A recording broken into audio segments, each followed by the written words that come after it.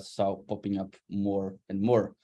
In a minute, I will ask Jay and Ryan to formally introduce themselves, but first a quick recap on what brought us here today. So as you know, our aim is to file the dialogue around CareOps. And CareOps is not a business, it's not for profit. The goal is to share best practices around tools, cultures, and practice to deliver high quality care in an efficient way. And CareOps revolves around the care flow, and it exists in many different names at different organizations, but in essence, they're all the same. It's a sequence of activities performed by care teams or patients to achieve or maintain a desired health status. So if your organization provides care, your care flow determines the cost of care delivery, the work experience, the efficiency of your care team, and ultimately the outcomes for your patients, which is the most important one. But the way we design and implement and optimize these care flows is broken. As an example, the WHO published its first COVID-19 clinical management guidance in March 2020. And if you wonder how long it takes them to publish the first iteration, the answer is 1 year and 3 months. So the first iteration on the website was published in June 2021, which is quite mind-boggling. So what does this mean for care providers, and how should we move? So we think that well-designed and well-implemented care flows or care processes lead to better outcomes at lower costs. And the better your organization is at designing, implementing, monitoring, and getting insights out of these flows, the faster you can iterate them. And faster iteration means faster learning, which arguably is one of the most sustainable care models, which we will talk about today with Jay as well. So CareOps is all about the tools and practices to bring the necessary roles, so clinics, clinical, ClinOps, product, and software engineering together to design, implement, monitor, and improve these care flows. So that's why we are today. And without further ado, I would like to ask my co-host Ryan today to briefly introduce himself and the organization he's working at. Rick, I want to thank you so much for having me here. I am a member of the CareOps community, and it's been so wonderful plugging into folks there. So my name is Dr. Raihan Faruqi. I'm an internal medicine physician by training. I'm now non-practicing. I am the head of medical and clinical affairs at Guaranteed. We are a seed stage startup that publicly launched last week. We offer tech-enabled in-home hospice care. We are operational in California, serving patients and families across the Los Angeles County area.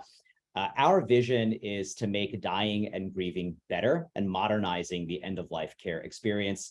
And it's been so wonderful plugging in with the folks at CareOps, learning from people in this community on how we can build better workflows as we continue to build our startup. Yeah, nice. So I'm Rick, partnership lead at Able, and we're on a mission to make care flows work harder than care teams. So our software is used by care teams to design care flows and then embed them into their tech stacks using APIs. And I'm also the co-author of all the CareOps articles. All right, enough about us. Jay, the floor is yours. And the first question I have for you is, and it's a challenging one because you did a lot, but can you provide us with some highlights of your career in 2 minutes? 2 minutes. Oh my God. Maybe three. Yeah, I was gonna say it's not gonna be 20, but it's not gonna be 2. Well, anyway, guys, first of all, thanks for having me on, and also thanks for everybody that's showing up. Hopefully you'll learn something, and I learned from you guys, and we'll figure stuff out. But you know, my career really started in 2007. What was interesting about it was I did a pediatric residency and then a preventive medicine residency. And the iPhone came out June 29th, 2007. And my last day of residency was June 30th. And so I was just like, wow. Before that, it was like those Motorola Razors and flip phones and all that stuff. And I was just like, this is a full-on computer in your pocket that I thought could power a practice. And so I started a house call practice in Williamsburg, Brooklyn back then. And what was interesting about it, it was kind of like perfectly packaged up for the news to tackle. You know, it was kind of like Marcus Welby meets the internet, you know? So that was so early, but I got like 7 million hits on my site. in the first month. So it was kind of like I would say the only doctor practice to ever go viral. And, so that was super interesting. Out of that though, I created a company called Hello Health. Hello Health, imagine a physical practice. We had 2 in New York City. We built one on Qualcomm's campus as well for their employees. And basically imagine a physical practice powered by homegrown technology, assuming that most care would be done online. This is 2008, guys. This is like before the concept of an app, right? An app store. So, very, very early. What's interesting about it is, Hello Health's still going strong. Similar to like the Segway finding its home with like mall cops. Hello Health found its home in like Australia and places that did not have traditional fee-for-service arrangements. So anyway, that's still going strong. And then soon after, in 2012, started a company called Sheerpa. And what I realized at the time was most telehealth, it was around 2012, but this is like pre-Slack, this is pre a lot of stuff out there 10 years ago. But what I realized was that traditional telehealth was very transactional. And, it would just be like, hey, I need to go have a video chat with a stranger, talk to him for 10 minutes, and then never talk to him again. And so if you imagine like you trying to get work done at your work, and every time you every day there was like a new team, you just couldn't get anything done because like it takes a lot of consistency time and really project management to kind of get these things done. So anyway, Sheerpa was founded as a response in many ways to the limitations of traditional telehealth. What it was, a very traditional, doctor's practice, in that there were relationships that you had with your doctors. The thing was, we just never saw you in person. So every time you fire up Sheerpa, 90% of the time you're going to work with your same doctor. So we hired them. It was their full-time job. This is what they did. And then we contracted with companies like, Tumblr and Foursquare and all those like cool companies of New York City. So that was around for about 9 years. We built it up to about 30,000 patients.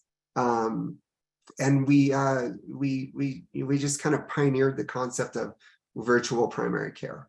And, we built our own platform, we raised money, and all that stuff. Long story short, because I know it's only been a minute and a half. So it was acquired by Crossover in 2019. So what was interesting about that was Crossover built physical practices on corporate campuses. Their first client was Apple, their second client was Facebook. And then, once Apple and Facebook had it, all the cool big Fortune 500 companies also wanted a Crossover clinic on their corporate campus. The challenge was they're very physical. It was, hey, come into the center, see our doctors. At the time, they had a medical group of about 1,000 clinicians, and they were treating a couple 100,000 patients in those practices, about 40 practices across different areas of the United States. The challenge to me was, if care is going to move online and you guys are all physical, maybe we need to combine the virtual and physical care models into one care model. And so that was my role at Crossover. It was really awesome to see the infrastructure that Scott and his team built over the years. And also to be given the sort of mission to create one seamless experience for their employees. And so they were not a product company. I think there were 3 engineers across the entire company when I joined. We built the team up to about 30. And, I led the design team and really designed the care model to create a primarily virtual, augmented by their physical spaces type of care model for those people, those patients. So what's cool about that, they signed Amazon, when I was there, and we started building out physical centers in the fulfillment centers, the warehouses across America. So it's pretty cool to think that, I've gone from building that, cute little practice in Williamsburg, trying to get my first patient, to building platforms that powers now, hundreds of thousands of patient experiences for, 1,000+ doctors. So that's been my career. It's been fascinating. And then just yesterday launched a company called The Future Well. Yeah, congratulations on that front. Maybe Ron has another question ready for you. Yeah. So if you could go back to 2012, there you go.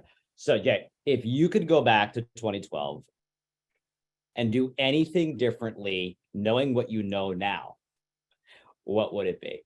And this is a really meaty question. So imagine you've got all this incredible information of what's gone down in health tech in the last decade, and now you're starting off from scratch. What are you doing differently? Yeah, great question. I think what's interesting about, like, I guess my career has been, I've been very like on the cutting edge of things. And that's been super fun because that's like my personality. I just love doing stuff that's like, brand new, never really been done before. But at the same time, like, it takes a certain amount of naivety to be that person. And it's also like embarrassing in a lot of ways, because like you're trying so hard, you're thinking so hard trying to solve these problems. Nobody else is giving you any playbooks, and you're trying to figure it out. And I'm a public person in the sense that, like, I love writing, and I'm public about the challenges and like what we're doing. So it's been a real, like, I don't know, challenge. At the same time, I would never change that. The thing that I would probably change, but I struggle with, is the naivety. And naivety in the sense that, like, well, it's not naive if you don't actually know what to do, but I guess what I'm saying is there's two types of, two ways to create like a new concept in healthcare. One, create like a great idea that like should exist and try desperately to find the business model for it. And the other one is find the business model and reverse engineer a really great experience. And I think erred on the side, unknowingly and naively, erred on the side of, creating great ideas in search of business models. And it's hard because it's like, well, disruptive innovation doesn't happen without that type of mindset. But then you realize over time that, like, I don't know if healthcare needs to be disrupted just yet. I mean, it's not disruption to get people to like be able to like just simply email their doctors and get a response in 15 minutes. That's not disruption. That's just incremental for something that's like normal nowadays. So I think I would spend more time like creating a suite of incremental innovations rather than trying to like go all crazy trying to disrupt things. Yeah, no, that's a good one. So now we have the context on what you did, what you're currently doing, and now we want to structure the conversation around three big themes. So one is around building new care models, which also is similar to the company that you're launching yesterday or launched. The second theme is building and structuring a team. And then the last theme is delivering high quality care. So for the first theme, my question is, and it's also one from Brian from Exits and Outcomes, which is also a very good newsletter, is what's your take on all the point solutions emerging? So should companies first focusing on doing one disease very well and then spread out more broadly, or should they start broadly from the beginning? And I know you have some spicy tweets about it as well, but we're interested in your take on all these point solutions. I mean, there's no sense in tweeting if it's not spicy, right? So yeah. Yeah, I guess there's an interesting thing. How about this? there's a very recent, within actually minutes ago, conversation going on around on Twitter around building your own EMR, or using an off-the-shelf EMR. And what I think is interesting about this, one of my responses to that is Sheerpa operated for 3 years with 1 designer and 2 engineers, and we built an entire platform to power virtual primary care. And what that means is virtual primary care, and any primary care, needs to handle roughly 2,000 diagnoses, right? It's not, there's just a lot. Now, it's not just managing, gout or diabetes, right? And building an entire platform for that. It's really just like, how do you sort of build out frameworks to manage any condition? And that's what I think is really interesting. And that's what I'm kind of afraid of in the industry right now, is the fact that like so many digital health companies are building damn near the exact same platform. And it's odd to me, but I understand why it's happening. But I think we should be focused on building out frameworks rather than single conditions. Jay, thank you so much. I want to follow up with a question from Lindsay Muller from HBS. Her question is, it's hard to make primary care models profitable, as One Medical has demonstrated. So providing high quality care is one thing, but how do you keep your profitability engine running as well? Oof, it's a spicy question, isn't it? You chose the good ones. yeah, no, for sure.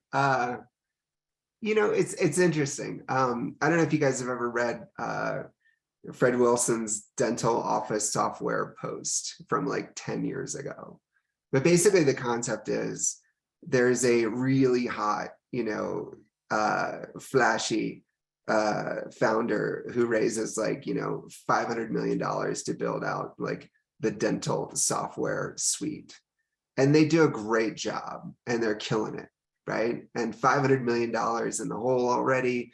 They need to get 10x return for their investors. And now you're looking at, $5 billion in valuation, right? For that investor to feel like they hit a home run. And so then another company comes along and says, well, we're kind of gonna like Shopify this thing, so that any doc can any dental guy can kind of spin up a shop and get to town, and then they do fine. And then all of a sudden, a few years later, there's like an open source version of that pops up. And now all of a sudden that technology is a commodity. And that's what I think has been the trajectory of all digital health and definitely primary care. When margins are so low and your investment to go to market is so high, like doesn't make sense to be a 10x home run for that investment. It's probably going to trade more like, like e-commerce. And this is something TJ Parker at PillPack has talked about a lot lately. Primary care is not really a venture scalable type of company. So that means we need more of commodity-like platforms to power primary care, because it's the same everywhere, all over America. Primary care is the same processes. So does that mean that you are like a strong believer in the Shopify model that will empower primary care physicians to just plug into something that delivers and then they can deliver primary care or virtual primary care? Or do you think that if you build, for example, a primary care company, that you should still build a lot of these in-house? So you have like Shopify is like the more buy approach, while building it in-house is the total different approach. I mean, building it in-house means you're going to all of a sudden have some sort of hockey stick-like growth, and it just doesn't make a lot of sense in primary care. And not in primary care, just healthcare services in general, because, humans, you can only get so much out of humans, right? Like what was cool about Sheerpa was, Kaiser, for example, publishes, per PCP, each panel's, 1,500, 1,800 people. And for a similar demographic, we were at about 3,000 to 3,200, right? And you kind of hit a wall in a lot of ways, because it's like, well, humans can only do so much whenever you're giving them like, a clinician's time, right? It's not like, oh, all of a sudden we're going to go from 3,000 to 30,000 per PCP, just doesn't work that way. So it's just a different sort of, I don't know, valuation and a different model for primary care. It just doesn't fit nicely into the 10x returns that investors would expect. And then, yeah, we all seen the virtual first care companies emerging. Like, you have so many companies that raised a ton of money. And the question from me and also from Stuart from Horn Health is, of all these virtual first VC-backed companies today, which one do you think will be the winners in 5 to 10 years? Oh man. All right, I'm gonna punt on that and reframe the question. I think that the challenge is the funding mechanism for healthcare services. Again, there's not crazy scale that is going to produce a 10x return for investors. So the problem to me is the investment model the investment vehicle needs to be a little bit disrupted, right? There needs to be an investment vehicle for 3x return companies, right? And that's the big issue in the space, if you ask me. Our main investor at Sheerpa was O'Reilly Alpha Tech Ventures, Tim O'Reilly's group. And they are kind of credited with starting the seed fund concept many funds ago. And when you're seed, you're right in a big way and you're wrong extremely frequently. And so what they discovered was, okay, if an investment fund returns 3x, which is pretty much average VC, but it depends on 10x, a few 10x returns, can we reverse engineer the concept so that we can guarantee 3x? So that like all the companies we invest in are going to give us a 3x return rather than 10x and the rest shut down, right? So that's what I think is interesting. They spun out of OATV a concept called Indie VC. If you guys are familiar with that, it's awesome. They struggled with it for a bit, but I think they're fixing some of those struggles. But the issue is there's a lot of $20 million, $50 million companies out there that are never going to be billion unicorns, right? And that is perfectly suited for healthcare services like what we do. Yeah, and Rick, that really tees up the last question in our first segment of how you would define a care model. VCs love investing in health tech or healthcare SaaS. There's this active discussion now amongst the investor and operator community that say that not all tech-enabled services companies are VC backable. So in your perspective, what service or care delivery models are actually VC scalable? Oh man, not many, right? I mean, that's the issue. If the human is the pesky bottleneck, right? Yeah. Like it's going to be a real challenge, especially now that we've had kind of 15 years under our belt to kind of like see that that's probably true,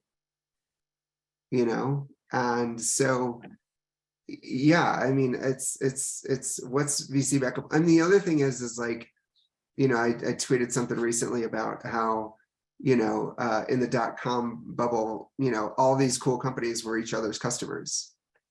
And like, that's a risk, And, what I would love to see is that sort of open source platform that allows any doctor anywhere to spin up a virtual clinic,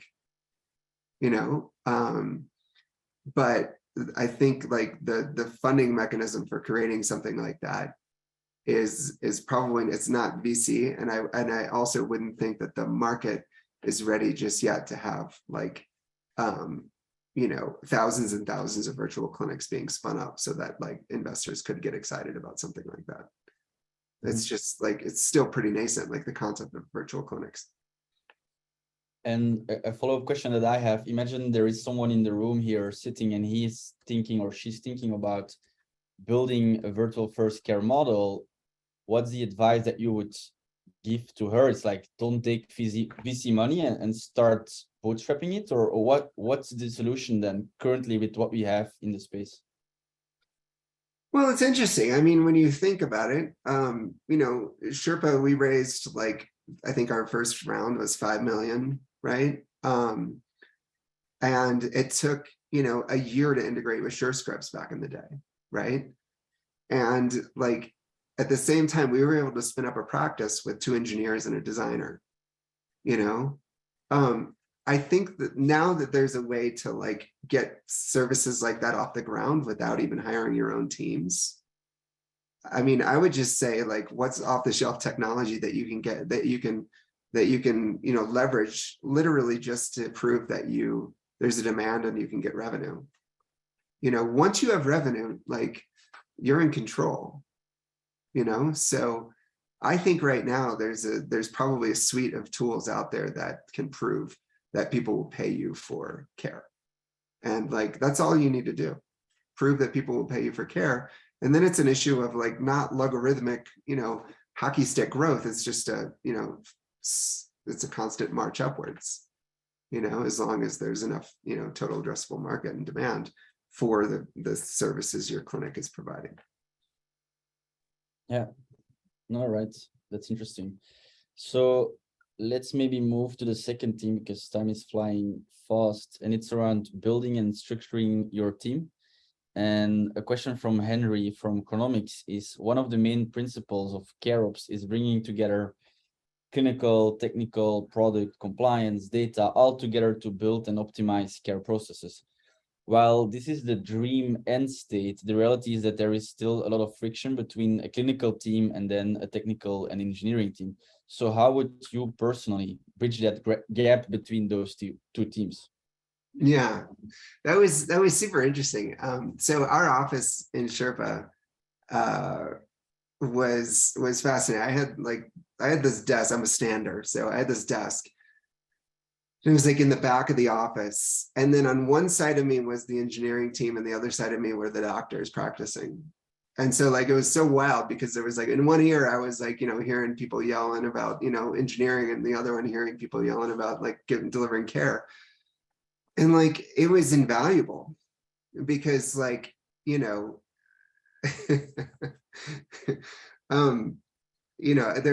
even had like, audio recordings of our main doctor, like, yelling our main engineer's name. And like, we would like play that as a joke because she would be like, Joey, get in here, and it was the funniest thing because they were like right next to each other, delivering care, like innovating on this model. And it was like kind of a real time, innovation happening. But it was really about just the structure, the physical placement of where they were.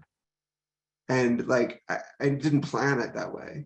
Unfortunately, I wish I could say I was that much of a genius, but it was just like, that's what we got right. So it's very interesting to be like engineering right next to the physicians, and like, you just like iterate super, super fast. Can you do that in a like virtual first environment? I assume you can't, right? No, why not? I mean, you got a Slack channel and it's like, engineering plus, clinicians, and like, that's where they, scream Joey's name, right? Yeah. So Jay, you scaled Sheerpa to hundreds of thousands of patients. No, not Sheerpa. Yeah. It was like we acquired, Crossover acquired Sheerpa, and then there were hundreds of thousands of patients at Crossover. Yes. Yes. Reading a question, you're absolutely correct. Yes. So with that context in mind, with hundreds of thousands of patients and 700 plus clinicians, I think the crux of this question is, how can you scale so big without impacting your quality of care? Oh, yeah. Think of it like there's Facebook, the platform, and then there's Facebook groups, right? Facebook groups are like essentially a practice. It's just a little pod. And that practice is, say 5,000 patients and 3 doctors, right? And all you're doing is duplicating those pods, right? Now, what's cool about those pods are they leverage and they pull from the same standardizations. And that's the point of quote unquote the Facebook platform, is to create those standardizations so that every little pod/group can use those standardizations. And so that's it's like pretty easy to scale, this type of stuff. It's not hard as long as you build the service around the concept of pods, which is the right way to go anyway. When you have pods, whenever you kind of like falsely limit the population sizes, it enables you to facilitate and foster relationships between small groups of people rather than like, the large population working with a large group of clinicians. Thanks for that, Jay. Follow-up question, and this is for me. For me, kind of the biggest macro issue in healthcare right now is provider capacity. Because of COVID, politics, kind of quality of provider life, clinicians are leaving, physicians, nurses, therapists, aides. With projected really dire provider shortages and with care demand across all segments going up, how can digital health solve this care demand gap, especially when we're thinking about structuring teams on the provider side? Yeah.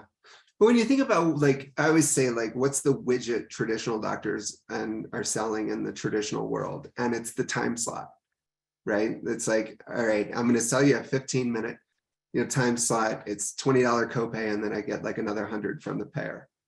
So the only way to fix that problem is to either decrease the amount of time slots to free up more services, or say, hey, doc, you got to work another 10 time slots today. There's 2 ways. That's it. There's no other way to fix that. And so, what I think digital health can do is say, well, we don't really sell the time slot anymore. We actually sell, value, but at the same time, that's a buzzword, right? You definitely have to get paid differently. And you definitely have to not sell time slots. What that means is, again, it goes back to Sheerpa's, doctor to patient ratio that was almost double of a traditional doctor. Oral conversations, you can't really eke much out of them, right? But if you chunk it up, the process of care delivery into something, say, hey, I need to take a history. Well, as a doctor, I can read a description of what's going on with you, and then I could send you 20 magic questions and around your abdominal pain. And then I just wait for you to answer them. And then it takes me, 30 seconds to read it and like start making an assessment. Like now I've just automated something that you do all day, every day with every abdominal pain you see, right? So when you start realizing that, like, every single element of a doctor's day, is pretty routine. It's pretty bread and butter. You're doing the same stuff over and over. So why not automate that stuff? But you can't do it with an oral conversation. You can only do it via written and sort of online, tools and experiences. Yeah, no, that makes sense. Do you have a follow-up question? No, or should we? yeah. So also again related, we have so many related questions now. So the biggest cost of goods sold for care companies is actually the people. So software engineers, talent, clinicians, whatever. So how do you think about outsourcing or building the team internally? So you have tools like Wheel, Open Loop, SteadyMD to outsource your clinical team. You have dev shops to build MVPs or to code, to write code. So how do you think about outsourcing versus building things in-house from a team perspective? Yeah, I would say you don't need a huge team. I think the real problem is like, hey, we raised $20 million. We're going to hire, 40 team members to do this stuff. Right. And it's like, you don't need that. Again, like Sheerpa got started building out our first pod with like, a part-time designer and 2, developers. So to me, it's like, it literally, again, it all goes back to the incentives of the funding vehicle, So yeah, I would basically say I would hire. I think design is like mission critical. I would, to me, it's like the core people that you need is like the person with like the architect of the vision, design, a couple developers, and a clinician. And like, that's all you need to get started. And for providing care, would you also hire everything in-house, or would you then maybe think about using like all these staffing agencies that we currently have? I think new care models are so foreign to most doctors, they just don't know like, how to do much of anything because they've never seen a new care model, and most of the time they've never worked in one. So they don't know how to optimize it and leverage it.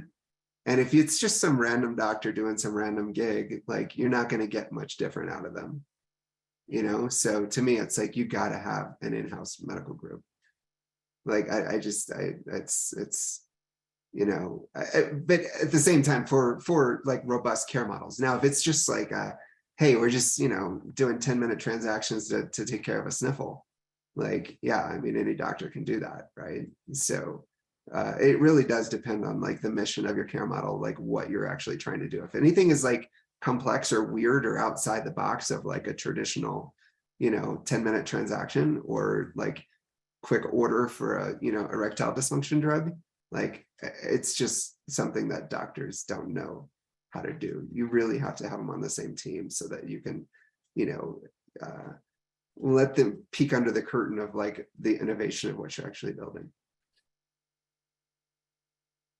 Great. And for the last question in our second segment regarding how to build and structure teams, in your opinion, Jay, I know we've talked about those time slots have to change. Reimbursement has to change. We have to learn about new care models. What are new strategies or techniques that we can use in building these new care models and platforms to help reduce healthcare worker burnout? Oh man, I mean, to me, healthcare worker burnout is just like, it's the inevitable, like if the time slot is the widget, like what can you do, so what I would say is like, gosh, over my career, I've like, the best way to describe it is like, I've tried to create little utopias, and then sometimes those utopias like get bigger, and that's fun because like one thing I realized is like, man, you can't change the world, you can't solve the world's problems. It's like just say, okay, I'm super aware of the world's problems. I know it's like, ways to like fix it, but I'm just going to show maybe the world like how it can be fixed. It's not going to scale just yet, but at least there's an alternative way. And I think that's our role as like leaders in innovation, is to just not fix the world, but just show the world that it could be different. And it's good enough. There's a better way. Is there a utopia, Jay, that you'd love to share with folks? Maybe a quick anecdote where there has been minimal healthcare worker burnout. There's actually been a lot of joy in providing care. Well, you have to like, to me, you have to ask like, well, what do doctors want? Right?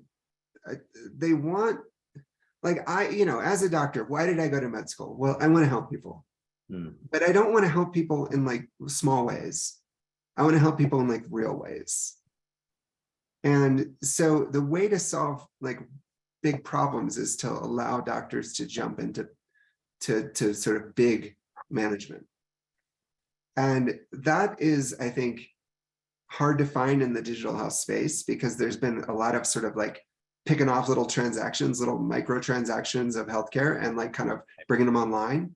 Yeah. But it's like, that's not very fruitful to me. I wouldn't want to do that. I've done that before, in the past. And it's just like, it's mind numbing. Doctors want to be challenged intellectually. They want to solve big problems, and they want to, really connect with humans. And it's like, you're not going to get that in these quick transactions. So you got to give them a space to like manage big problems, be intellectually challenged, connect with people, and have balance in their life. And that's the utopia. I mean, that's what we did at Sheerpa, and I was very, very proud of it. Yeah. No, cool. Let's move to the final segment, which is around delivering high quality care, and received a question from Aaron from CareMore. And the question is, how do you best balance a standardized scalable care model? So for example, with standardized protocols, with also having or allowing clinicians with some creativity and flexibility when seeing and providing care to patients? Yeah, so at Sheerpa, what we did, we standardized how you take a history, how you communicate a care plan, and how you educate the patient, right? So those are three big sort of like time-consuming things that doctors do over and over that should be standardized. And so what we did was we built those standardizations within the platform and made it super easy for doctors to pull up those standardizations and fire them off to the patient and interact with the patient. And so the theory was, and I think it's true, is make standardizations super easy, because every human being is lazy, right? So take advantage of every human being's laziness within really easy to use standardizations and make customizations hard, right? And so that was the design philosophy we had for the doctor side, the care team side of Sheerpa, was we just made customizations more time consuming. And like they can do them, but at the same time, what you find is like 95% of the time, like it's just not worth it. So again, make standardizations easy, make customizations hard.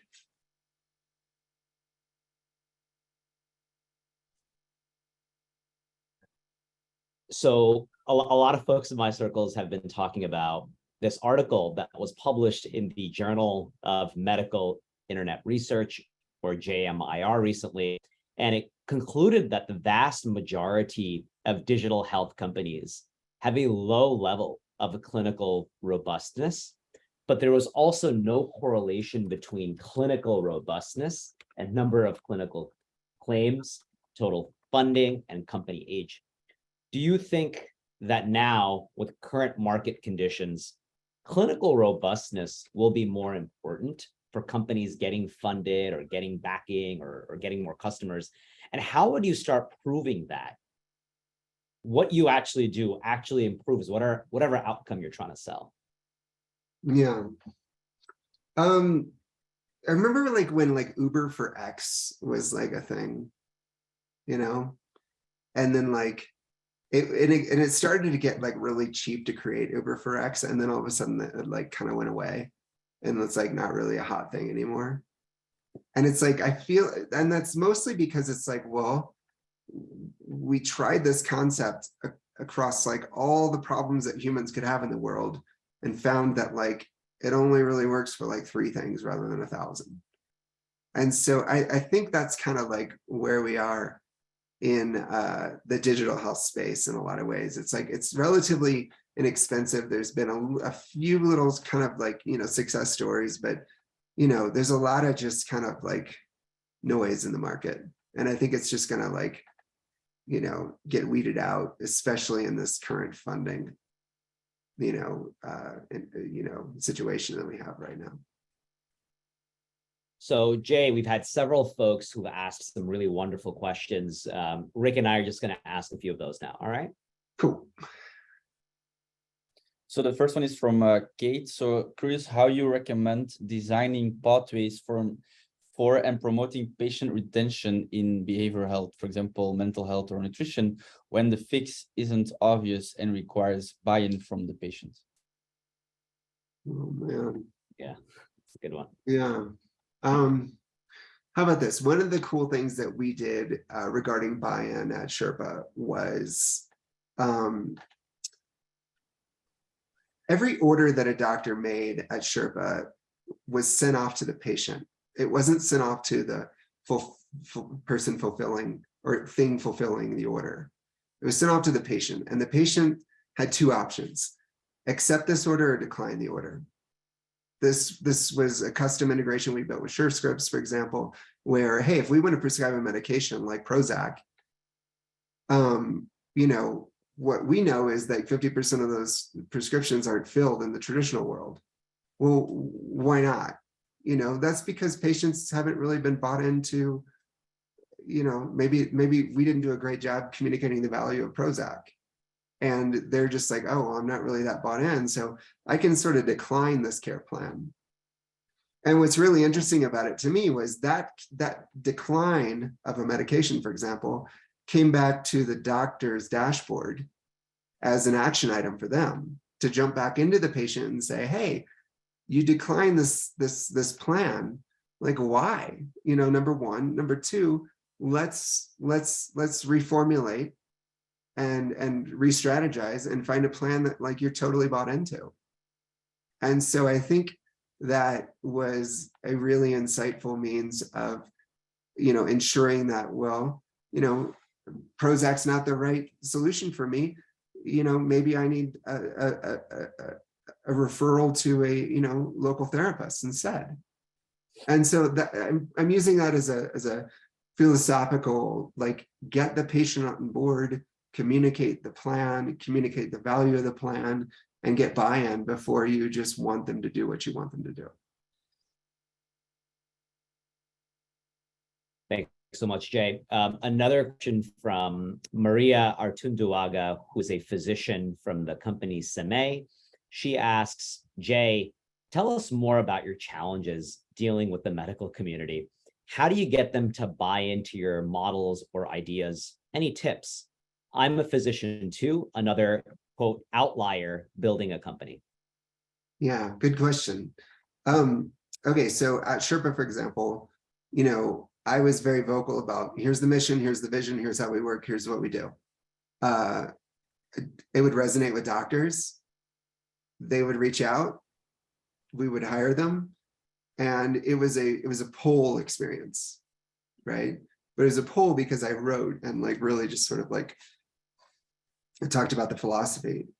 When Crossover acquired Sheerpa, now it's like, you know, at the time, when they were acquired, it was like 700 docs. And it's like, well, 700 docs, we need you to do something else, right? And that was a push, right? And so that is very, very, very different, right? And it takes two different sort of strategies. When you're just getting started with something new in the space, write about it. Go nuts. Like every good thing that's ever happened to me in my whole entire career is because I wrote something, somebody read it, and it's mind blowing. That's why I write. That's why I'm on Twitter. That's why I'm, you know, on my blog. That's why I'm writing a lot in the Future Well now. And it's like, get people on board. When it's a push, it's a challenge. But what we found, at least at Crossover, was what we did was we carved out the doctors into two separate groups: virtual only docs and physical docs, right? And the virtual only docs, like, we didn't make them do that. We just discovered that, well, 10% of them were like, hey, we're going to come over to virtual only, right? And it became another pull, and rather than a push. So we gave people the option. It resonated with 10% of them. Problem solved. Yeah, no, that makes sense.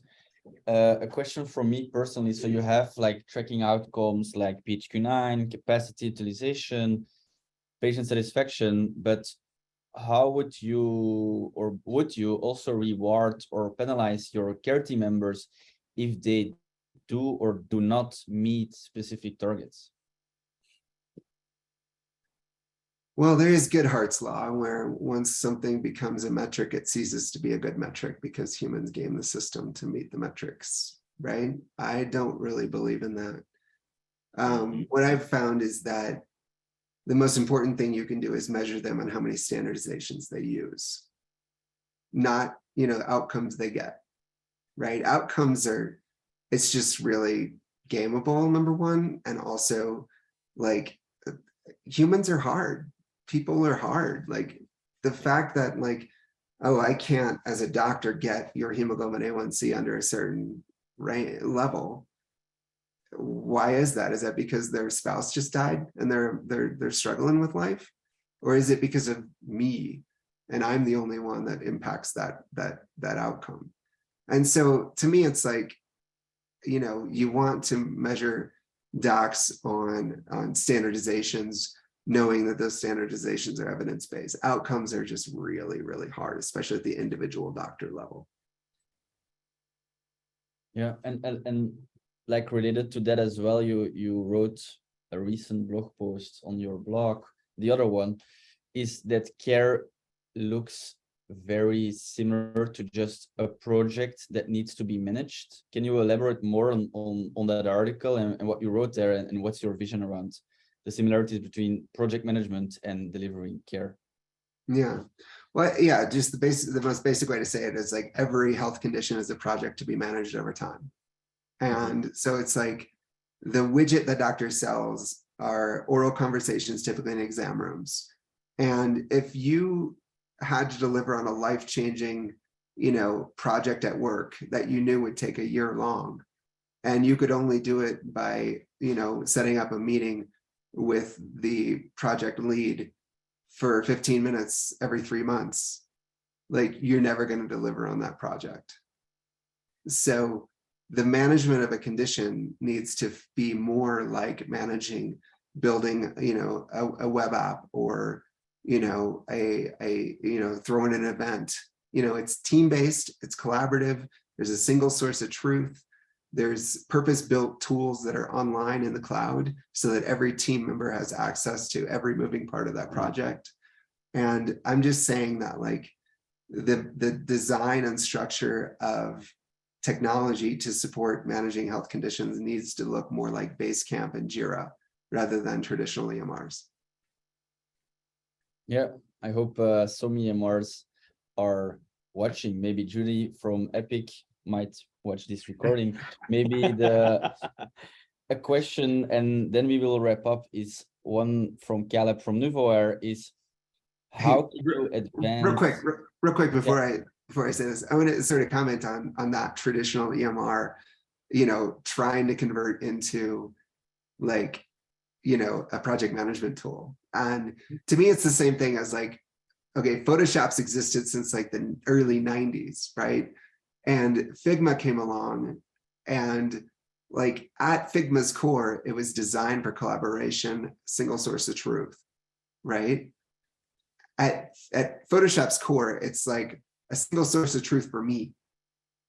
And like, I got to export it to a PDF or something like that for somebody to look at it, or I'll send you the file, and now there's like 900 different sources of truth.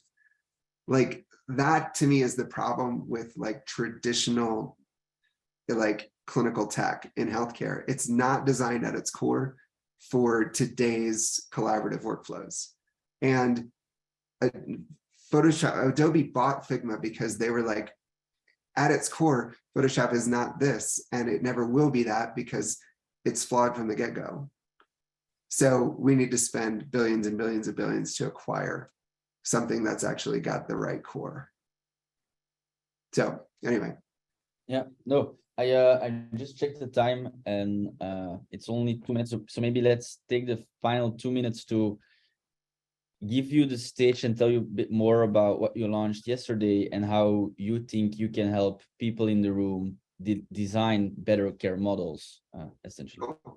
Yeah, sure. So I launched a company called The Future Well yesterday. It's a loosely called a company in the sense that, like, it's taking what I've learned over the years by actually like building care models, trying to figure out what works, what doesn't, spending a lot of time, money, and like heartache, figuring out what works and what doesn't. And basically saying, okay, here's 10 different components of a care model. You got to optimize each one so that it all works and functions like a seamless experience. How can we do that? And so I've just been doing it for so long. So I know that there's a lot of companies trying to build new care models powered by tech and humans. And it's just sort of architecting them either from the ground up or going in once they're launched to optimize, certain components of the care model so that, like, you just don't make the same mistakes as me. All right, no, great. Thank you for your time, Jay. I will obviously send the recording to everyone tomorrow or today, and then I will also plug your new company, and then they can reach out to a smart brain like you to help them build better care models. Thanks, guys. That was a really good time, and appreciate your thoughtfulness and patience with my long-windedness. No worries. Yes. It was a real pleasure hosting you, Jay. A lot of folks are shouting their thanks to you in the chat.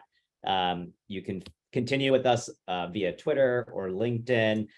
Look out for CareOps to be hosting more virtual in-person events in the next couple of weeks and months. Thank you again, all of you, for joining in, and have a great day. Thanks, guys. Enjoy the skiing, Jay. Bye-bye. Bye. Take care.